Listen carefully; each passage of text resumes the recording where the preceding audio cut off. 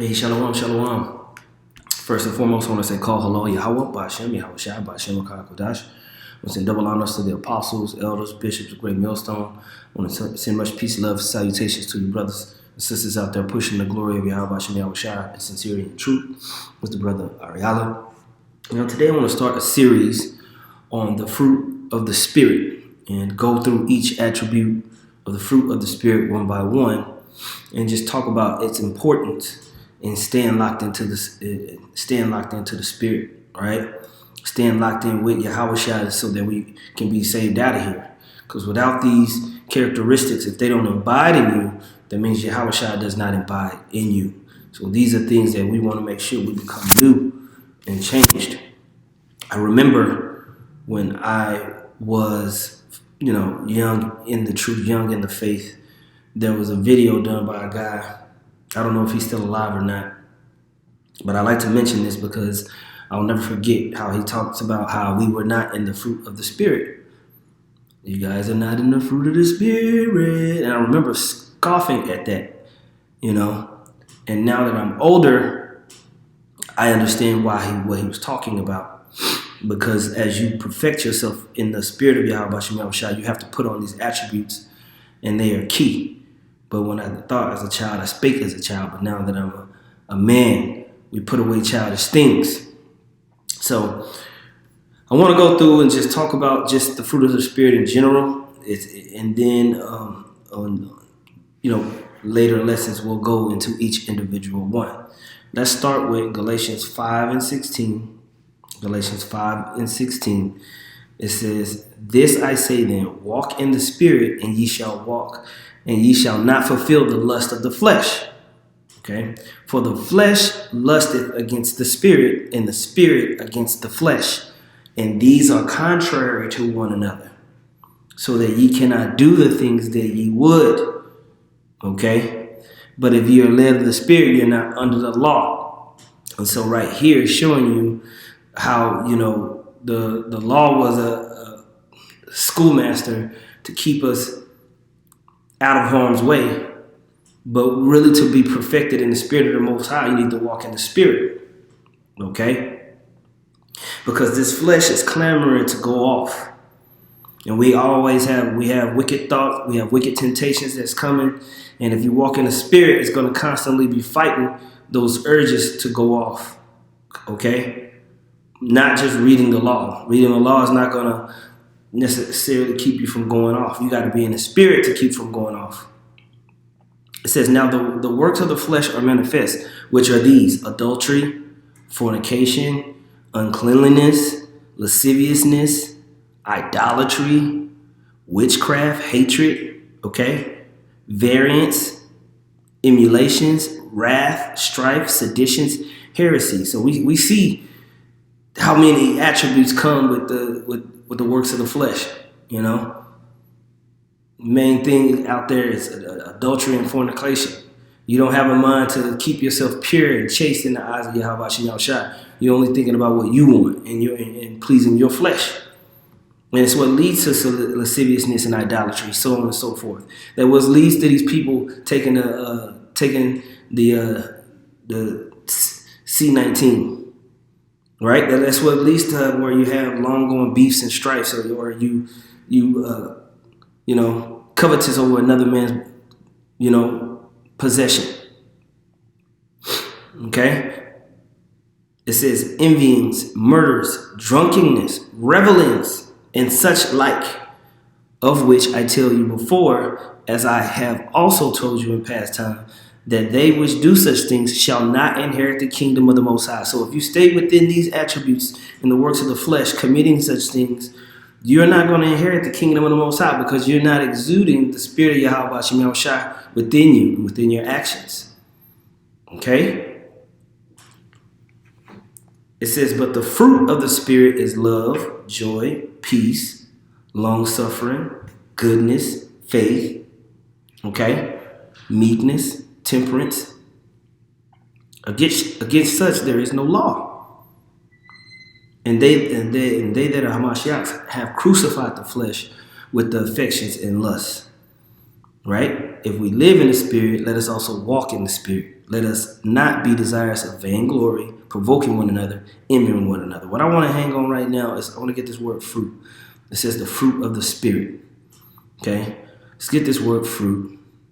Because in this part of Galatians, literally you can stop at every single word and be here. But I want to get this word fruit. It says fruit.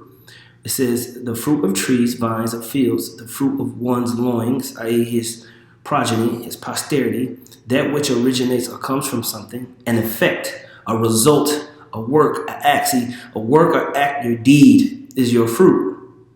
Okay? It's your fruit is going to show what's inside of you or who you are.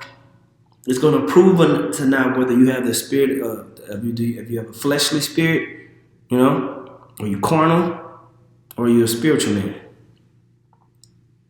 That's what your fruit is going to show and produce. All right? It says advantage, profit, utility, praises which are presented to the Most High as a thank offering. All right? To gather fruit, i.e. reap harvest unto eternal life. All right? As used figuratively, discourse of those by who their labors have fitted souls to obtain eternal life. So going out there ministering, people waking up to the truth. That's your fruit. And that's what the apostles would even tell us. No, y'all got fruit now. These men are out there pushing the word of the Lord. Your labors have fitted souls to obtain eternal life. So that's part of having fruit. But what we're going to focus on is our actual personal character, right? And how much having the fruit of the Spirit is key for salvation. Like how it literally tells you what type of nature you have, what type of person you ought to be, or that you are. I'm going to read this in John 15:1. It says, I am the true vine, and my Father is the husbandman. Every branch in me that beareth not fruit, he taketh away. And every branch that beareth fruit, he purgeth it, that it may bring forth more fruit. Meaning what? He cultivates it. All right? Takes care of it. Now ye are clean through the word which I have spoken unto you. All right? That's why we could talk about the washing of the water of the word. You're clean. It cleanses you. You're baptized by the word of Yahweh Shem Yahushua. It says, abide in me and I in you, as the branch cannot bear fruit of itself, except it abide in the vine, no more can ye, except ye abide in me. So you can't be broken off from Yahushua and survive this thing. The only way that you can grow fruit is through the spirit of Yahweh Shem Yahushua, through Yahushua's mediation. All right, as he has the logos, you can produce the fruit of the Spirit that we read about here in Galatians 15 and grow therein. Right? These are key attributes. You have to stay in Yahushua. I am the vine, you are the branches. He that abideth in me, and I in him, the same bringeth forth much fruit. For without me ye cannot do nothing. Right? If a man abide not in me, he is cast forth as a branch and is withered, and men gather them and cast them into the fire, and they are burnt. You seen a dry stick that's broken off from the main trunk or branch? What is it? It's just firewood. That's what happens when we're broken off from Yahushua. We become dry, dehydrated. That's what you see a lot of these fallaways do. They start to cast down Yahushua. They start to talk about Yahushua like they're on equal footing with Yahushua. And so they stop receiving that water. They stop being cleansed. Right? If ye abide in me, and my words abide in you, ye shall ask what ye will, and it shall be done unto you. Herein is my Father glorified, that ye bear much fruit, so shall ye be my disciples. Okay? So a key aspect of being in this truth is abiding in Yahushua constantly, being transformed by that. Right? Colossians 3:10 says, and have put on the new man, which is renewed in knowledge after the image of him that created him. Okay? When you skip down, it says, put on therefore as the elect of the Most High, holy and beloved. And I'm reading Colossians 3:12. As the elect of the Most High, holy and beloved, bowels of mercies, kindness, humbleness of mind, meekness, long-suffering, forbearing one another, and forgiving one another. If any man have a quarrel against any, even as Yahushua forgave you, so also do ye. These things are critical. Okay? So these key attributes represent the fruit of the Spirit, and it's going to show and prove if you actually in this thing over time. These are characteristics that should be perfected within you as you're tested and tried and grown in the Spirit. Okay? And Yahweh Bashem Yahushua wants to find us, he wants to find us, worthy of this thing with fruit. If you don't, we're going to be through. Right, Matthew 7 and 15 says, beware of false prophets which come to you in sheep's clothing, but inwardly they are ravening wolves. Inwardly they carry the characteristics of adultery, fornication, uncleanness, lasciviousness, so on and so forth. Right? They're ravening wolves. It says, ye shall know them by their fruits. Do men gather grapes of thorns or figs of thistles? Even so, every tree bringeth forth good fruit, but a corrupt tree bringeth forth evil fruit. You see? So you'll know how a person is. You can tell if a person's in the Spirit. I know a lot of times, man, we don't know who's going to be saved. But most of the time you do, because the clues have been given what type of character they got, how they treat people and others, how they treat themselves. Okay? Is this person ungrateful, unkind, selfish, will steal from you, a corrupter? All right? Well, are they exuding those characteristics that we read about Galatians and Colossians that we're supposed to have amongst one another? For a lot of people, producing good fruit gets on their nerves.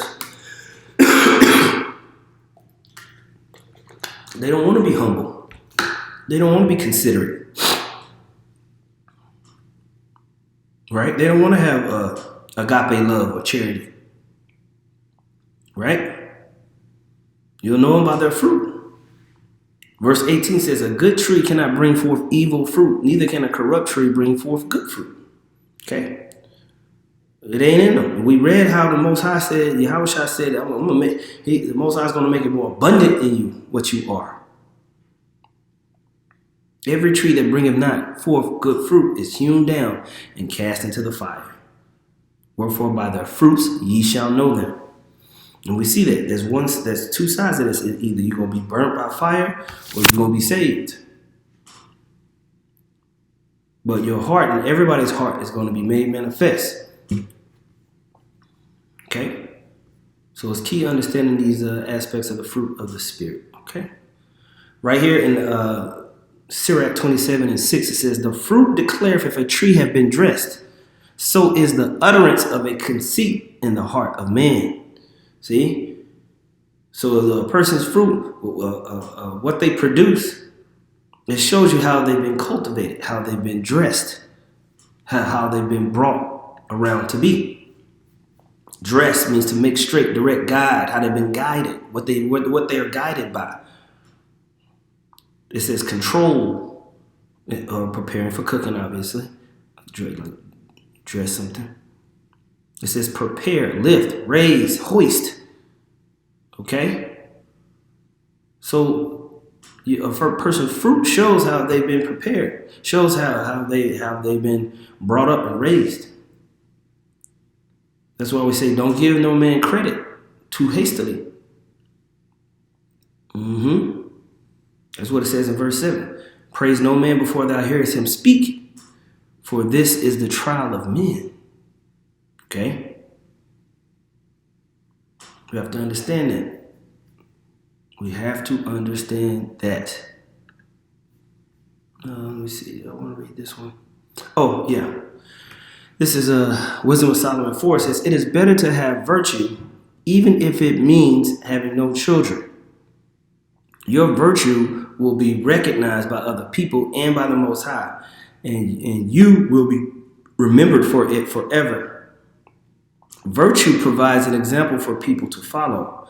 When it is not there, they miss it. It has always been the finest prize a person can win, and it always will be so. It is the noblest of all good qualities a person can have. See? So we want to maintain virtue. We want to maintain honor within ourselves. Let's see if I can. Let's look at this word up. Why not?